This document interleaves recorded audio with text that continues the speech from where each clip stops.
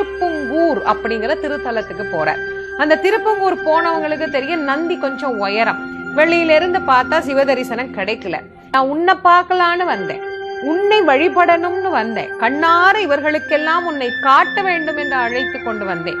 ஆனா இப்படி வழியில இந்த நந்தி படுத்துக்கொண்டு மறைத்திருக்கிறதே, இது கொஞ்சம் விலக கூடாதா? இது விலக நீ கொஞ்சம் ஆணையிடக்கூடாதா? சிவபெருமான் பார்த்தார்.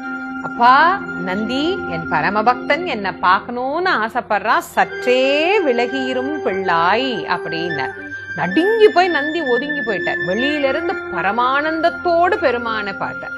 அழுது புரண்டு வழிபட்டு தன்னுடைய பக்திய கூட இருந்தவங்களுக்கெல்லாம் எடுத்து காட்டி நீங்களும் இப்படி கும்பிடுங்கன்னு சொன்னார்.